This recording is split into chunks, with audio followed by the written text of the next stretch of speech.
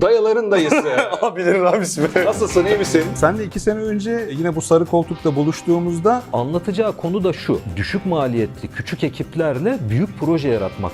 sen şimdi hangisini savunacaksın onu söyle Abi bana. bugün evet. Ben de tabii ki 2007'yi savunacağım. Sen 2007'yi savundun. Shot fire! Shot fire! Game Jam, Fall Jam sizin için bir Steam oyunu yayınlamak için temel olabilir. İnanılmaz büyük bir fırsat yani bu hakikaten. Artık herhalde PlayStation 6'yı görmeyeceğiz. Şu anda 9 liraya çıktı. 9,5'a doğru gidiyor. Gidiyor. Yani ona da gider. Kafa rahat. Güzel. Evet.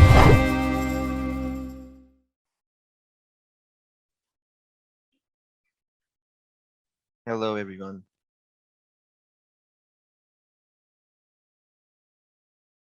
Hello, how are you?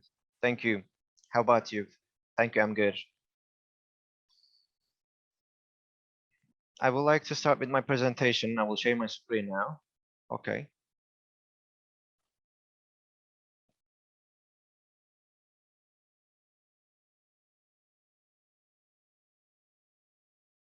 Today, we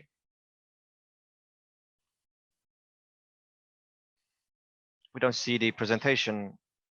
Oh, okay, sorry, I will share now. Okay, can you see now? Yes, we can see and you can start. Now you see my presentation, right? Yes. All right. Hello, everyone. I am Damla Dokuzoglu. I am the CEO of AppNava as a founder, and also I'm a data science specialist. And for a long time, I have been active in many sectors in this field. I worked in finance, S&G. I was a consultant, and I joined a game company in AutoCAD, and then we thought that we could our job in a very more funny way, and then we saw that we could make a product, and we created AppNava. But I would like to draw your attention on the mobile part. I will talk about what we do in the mobile part, is data science, machine learning, all of these notions, all of these concepts, and how these concepts are implemented in games, what we do and what you do. These are the things that we will talk about. I hope this will be fun and valuable for you. This is the outline of presentation. I will talk about the game development processes, what kind of steps are taken in development of a game. And we'll talk about what performance-oriented game design is and what kind of things that we need to place importance while doing it. And I will talk about data science, artificial intelligence, and machine learning, and how these concepts are implemented in games. And at the end of the day, I will talk about who we are and what we do. And there is a fundamental beginning part of this game development process. For whom am I doing it? I am trying to come up with a product, but for a certain audience. For example, my game can be played by 30 years of age or below 30 years of age, by men or women. So in the beginning, you need to determine this. After you determine your audience, you need to come up with the mechanism and concept.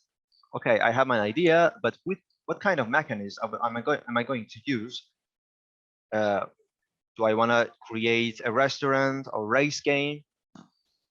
So after we determine the mechanism and concept, so we need to make our product understandable and appealing, attractive for the target audience. And final, the graphic design is implemented by the monetization model. What is this? After the concept and the design, we need to determine the economy of the game.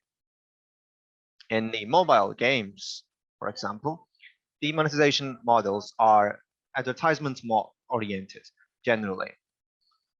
But this economy presented should, in a way, sustain that player. Sometimes a reward process should come into play. Sometimes it must challenge the player. So at the end, the design is something that you come up with, which holds the player on the game. And after this, although the product is ready for the market, the first thing that we need to do is to test. After the game is tested, after the game is played in the real time, in real life, you can understand the deficiencies and the things and weaknesses that I need to develop. And then we go to the soft launch, in which the game, the product, is released to the world market. So what is the performance-oriented game design? The game design that I talked earlier, it creates the fundamental of the games, which is very simple. The mechanisms that you have, or the concepts that you come up with, should unveil the weaknesses, deficiencies of the player, so you can understand and see them, and you can come up with the idea of developing and improving it. So your product becomes a product open to development. What do we need to do? We need to see in what platform it was downloaded, or who downloaded it, how many people downloaded it. So all of these fundamental metrics should be monitored. Okay, it might be downloaded, but we need to determine, we need to understand the time spent on the game. So the basic questions, is level 1 completed? Who completed level 2? Is level 2 completed even? So the question that does player struggle at some level to get to 5 stars, or just quit it, or they go with 2 stars only? How many times they play the same level? So all of these movements made by players can make us understand the weaknesses and possible scenarios to improve them. What is AI and machine learning? Artificial intelligence, as you know, is something in which we are able to transfer the human-like behaviors to machines. So we create algorithms which behaves like human. This is what we call artificial intelligence. We expect them to predict something for the next move. That algorithms will eventually should think about the next move. How about machine learning? Machine learning is like a sub category of AI.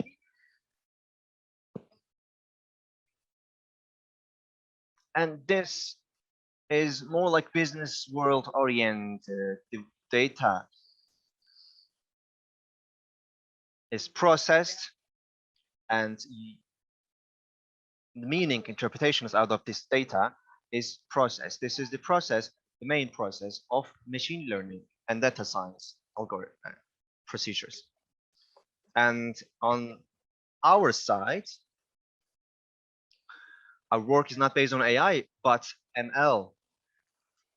I will go into detail about it, but I would like to talk about shortly what we can do with AI. It helps us dynamically render the game for players, and we can develop gamer bots that can play game alongside human players.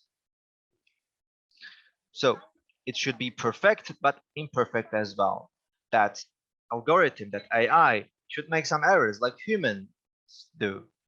So an entity which behaves like a human is the main part of this AI applications. And at the same time, in order to make the game more authentic, the augmented reality and virtual reality techniques can be implemented in games. The methods which are used is reinforcement learning, which is multi-layered learning systems. All of these dots are learning different things and learn in different layers. So you can consider that. Imagine that it's a football game and there is a match between two teams. And there's a physics here, and that boat should consider its action based on this physics, the speed of it, and the accuracy, the velocity of hitting a ball, and what that boat should do once confronted with another one. So they can understand uh, based on some algorithms. If, for example, player came and scored, then another move is implemented. Or if you prevent them, if they prevent the other boats from scoring, then both learn something out of this. So you can create a level of this. So if it's disposed for preventing goals, preventing scoring, or for another purpose. So you can see the results, and you can learn. These boats can learn from other layers. Let's talk about the machine learning applications that is done by the players. You can understand how players actually interact with games.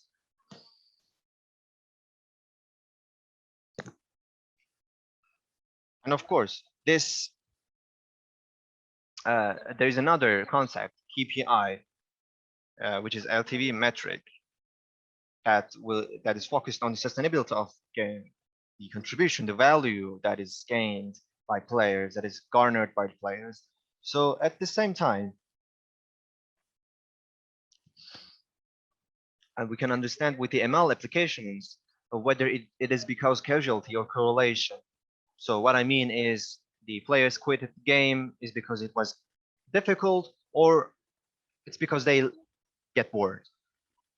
So there is a discernible line between these differences, and you can understand, make deduction out of it. And through ML applications, we can calibrate the player level relationship. We can create levels based on the player. And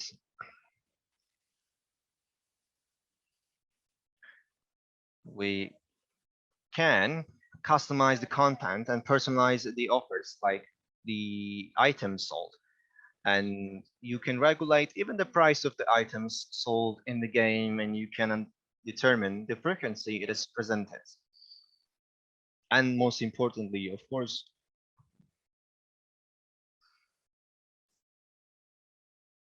we start to invest a lot of money, and it needs to be regenerated. We need to get a return.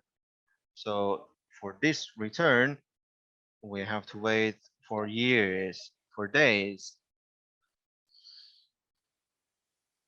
But for a mobile game, 360 days is a long time to get return. So for to prevent this, we try to estimate the LTV of the players so that we can direct our product in the data in the markets. Sorry. So as company, our aim is to make everyone data oriented. This is our goal for all of the studios, regardless of the availability of the data size, data methods. You can make up the methods, but if you make up, the chances of determining a right choice is 50% only.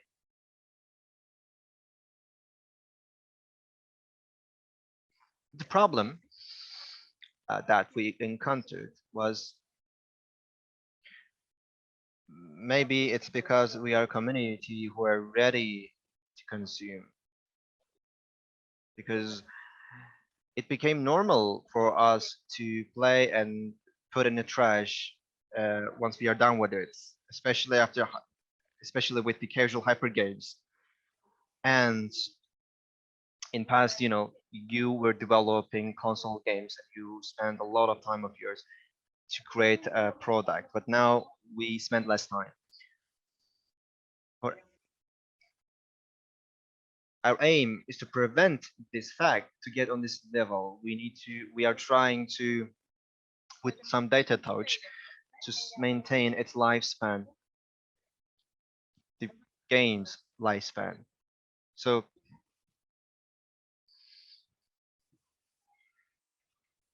the data in this way can be used in a better way, in an effective way. For example, you can create a game. This game might not be able to survive, but you can get some lessons out of this, and you can implement these lessons in other games that you will be developing. So what we offer, we offer, we make sure that the players, that the developers understand from different players and act with that data. We try to make sure that everyone is learning from their own data. Our solution is the excellent data analysis can be done with a smaller team, because what we think is that the purpose of this data studio is to release that game, of course. You don't have to be a data scientist expert. No effort actually is needed. Our solution is a system that can help, that come in handy. So we try to make them understand the reason behind players' attention LTV. I mean, if the players quit game, for what purpose? And if they are spending money on the game, for what purpose they are spending that money? And there's a pattern implemented by the player from the beginning at the end. So I have a history of downloading it and deleting it. This is the data. And with this, providing this data, we help them to make decisions. And we do this in real time. After the game is deleted by the player, instead of saying, oh, they are gone,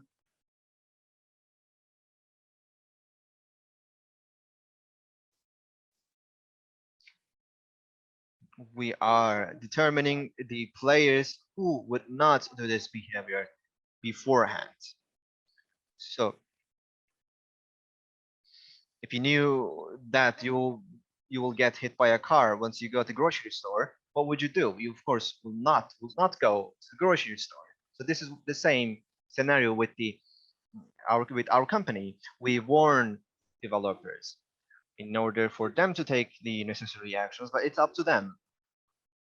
And we need to put the data into play as well. And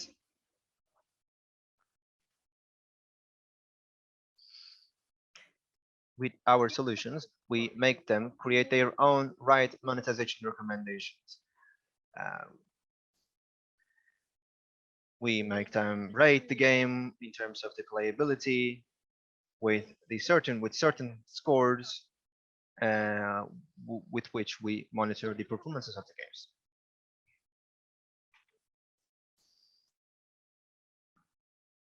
While doing so, we have some machine learning algorithms that we use. These machine learning algorithms, for example, there is a group who spends much and a group which spends normal. So with this machine learning algorithm, we'll look at their daily activities of these both groups. They go to the market, they buy item, do they get and immediately get the special items? Do they invite their friends and chat with them? These are the questions, but these make us learn that there's a behavior of the players who are able to, who has the potential of spending money, spending coins. So the data is that they invited their friends, they designed a match with their friends and spent coins on the market. So we say that this person has a high potential of spending money. So another group might be rewarded advertisements, might be watching the advertisements. So they might be ignoring notifications, they might be closing all of the tabs and not communicate with the other players and friends. So we understand their behavior in the past, we in real time can detect their behavior. So we are trying to predict their behavior. Although we don't know their names, they have their user IDs. So the current level of Emily is 12 and loyalty status will probably be silver. And the probability to 5-time churn is 45%. But she has a high level of inner purchase potential. So what should I do when I detect someone like Emily with high inner purchase potential? I should try to keep her in game, let's say for 30 days. So I should design these actions according to these profiles.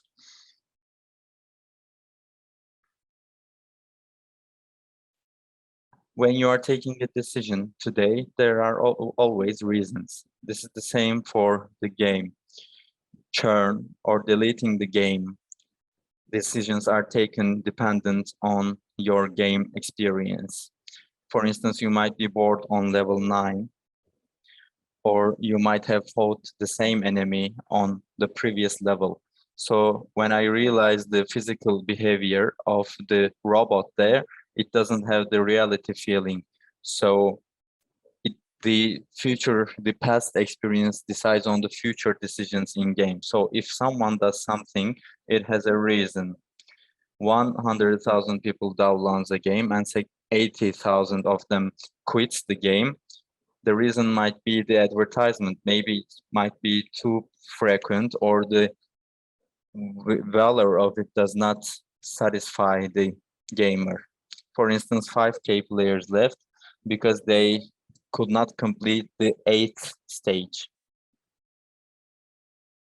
Maybe only 1% of them is eligible to pass the 8th stage, complete the 8th stage. So everyone takes decision based on reasons, and we can measure it with understandable metrics and segments. We show these to the studios.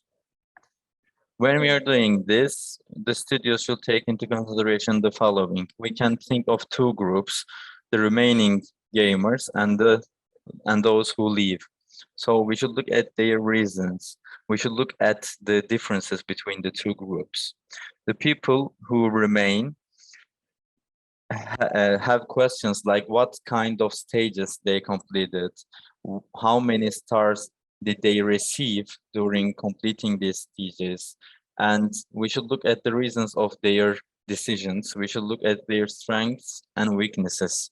There is a group of people who quit the game, and this is like 40%. That's what this graphic tells us.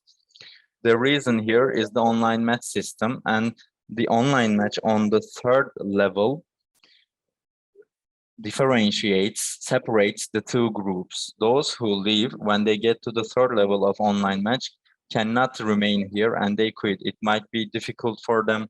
They might not be enjoying them. They might have not found the robot realistic. We should go into detail and understand here the reason of it. In order to play the 3rd level, or for the matchmaking system, or for the boosters, I need golds. If the gamer does not have enough gold in his or her wallet, they cannot continue to the 3rd level, or they cannot use the boosters and they cannot compete. So we have people who leave and who stay, and people who leave start to leave on the 3rd level, and that's the reason here is that their wallet balance is not enough. So AppNova detects this gamer and says this player will probably quit on the 3rd level, and the reason here is the wallet balance. So on the 3rd level, you can provide this gamer with extra coins.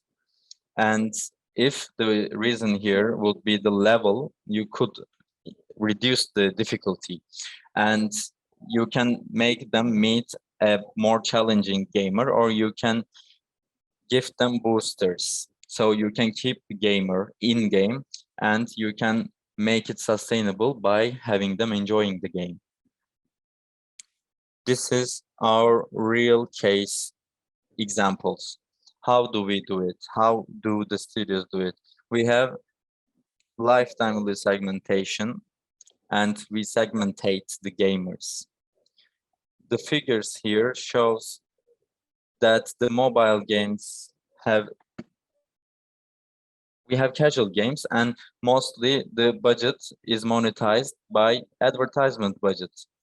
And there is a group who does not do any in-game purchase or do not watch the ads, or they have really low level of seeing advertisements. When we segmentate this, we call those who are under 10 cents lower LTV and higher LTV.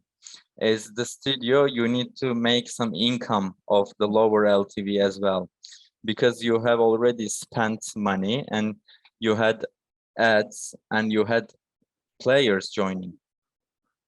So you spent the money and you should get something above the money you spent in order to start to make profit. The action here is the following. Let's say we have a lower segment player. After 8 minutes, AppNava will give you the segment in real time. If this player is lower segment, we make interstitial application, mandatory application of advertisements. And we have 200% increase in the LTV of this segment. We did not touch anything about the higher LTV player because they do inner purchase and they watch the ads. It is perfect. It is going as it's designated. So we took extra action only for lower LTV. You said interstitial was shown and they can quit the game. But when we look at the 14-day retention, it is increased by 2 points. So it raised to 24%. So this group is okay for watching interstitial. They do not react. They do not say, why do I see interstitial? They buy it and they don't find it weird. With the machine learning algorithms and correct methods, you should segmentate the players well, correctly. If you don't do it correctly, for instance, if we segmentate one as lower when they are higher, it would be inappropriate for them because you would show interstitial to them and you would lose that player. So correct segmentation is the most important point here.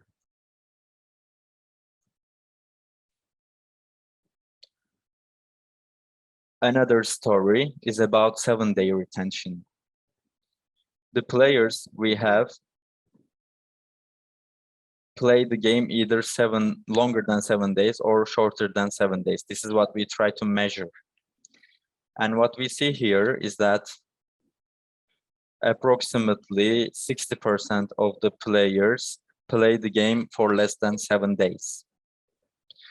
And when we look at the player journey structure that I shown you before, the interaction is limited after some time. In order to increase interaction is rewarding action. It is something to be distributed to the players with 7-day retention, and this is a non-consumable. So the action might be diversified. For instance, you can give many things to a player who would play the game for less than 7 days. For instance, a level might be there after 7 days, and you can give some power-ups on the 7th day. Or for instance, let's say the player wants to open up a new weapon on the 7th day, you can give it earlier, or you can give a vehicle earlier. So there are many rewarding actions. They can be multiplied, and the point is you should give something that is non-consumable. Their 7-day retention increased by 13% for this group, and its reflection on the overall group is really high because this group was the 60% of the total player, and when you change it by 13%, the effect on general retention is really high.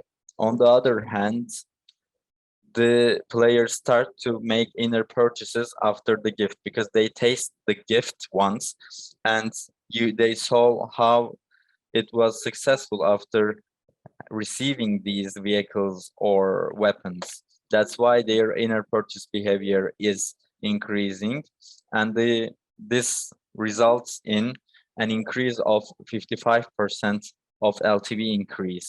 So it affects the whole gaming economy. On the other hand, we did not do anything with players who would play for more than 7 days. So we are only focusing on the first group with less than 7 days of experience in the game. And this was mentioned before. This is what we call a player journey. There is a group of people who are acting in similar ways, and there are reasons for it. For instance, players with number of pass levels in the first 2 days are lower than 5 days. Their longest session time is shorter than 1.5 minutes. What is their outcome? For instance, they might quit on the 8th level, or they might find the FPS low.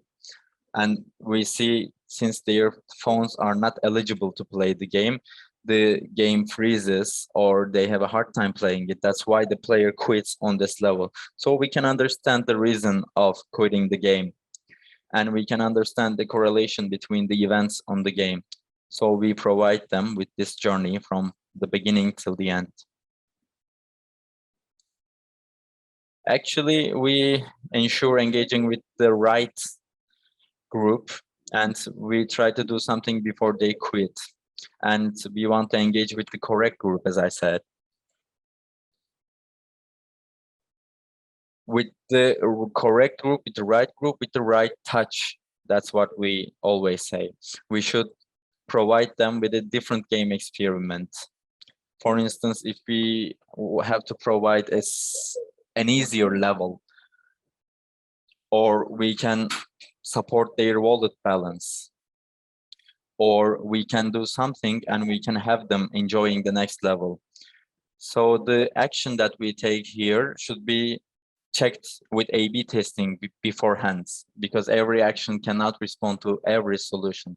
So with A/B test, we check the potential action, and we are looking at the increases in the different groups. And for people who would quit early, we give examples of actions. So we always check the data and the performance. It is not we did this and we solved this problem. It should always continue. It should go on with you in your journey. The main advantage that we provide here is processing the data correctly and fast. For instance, getting results after 7 months in such a dynamic gaming world is too long. So we should be as quick as possible. We should take quick decisions, and we should take quick actions. When you provide that, you can see that the churn rate decrease up to 62%, and you can see increases of 24 and 33% of uplift and in-game purchase rates. Actually, this is how our current customers make benefit of our services and how they make profit out of it. As Volkan says, you should predict correctly and you should take actions correctly. When you predict fast, the studio's hand is getting more and more stronger, getting stronger and stronger. We need to look at the in-game data, and we use Firebase native integrations. And We have AWS Game Tech, Game Analytics, Nakama. We are integrated with them, and we receive in-game data. We analyze them in our system, and we suggest these potential actions for the studios. This was the end of my presentation. You can say the data is the biggest treasure here. When you feed it correctly, when you get correct feedback, you can have your game changed. We learned something like reinforcement learning system. We learned something and we went back and we changed things. Let's say design, economy, gift reward system, and we tried again. We tried once again. So we are focusing on the KPIs and we are focusing on the things that could increase our KPIs. And we should do it fast, not in 6 months or a year. We should do it in a week. And we should look at the reasons of gamer behavior in a week. If we don't have any data retention, we should ask the reasons. If we can do it with changing the story or changing the levels or stages, and if we can do it, we should do it. Maybe we don't have correct targeting, or we don't have the right interface. These are basic changes. Or if you can't do it, you can pay attention to them in your next game. Okay. Thanks a lot, Ms. Damla, for the presentation and the information. There is a question, let me go over it. For a game till its launch, how much time does it take to make the tests?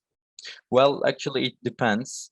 If we don't have a huge problem, for instance, we have the game and we tested it for a week and we made the alterations, the second test will be in 2 or 3 weeks till soft launch.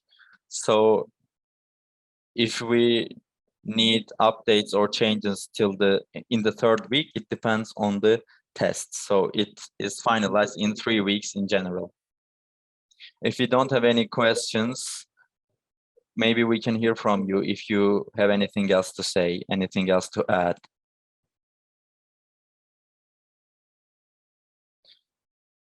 No, thank you. I don't have anything to add. Hope to see you soon. Thanks a lot for your participation. See you.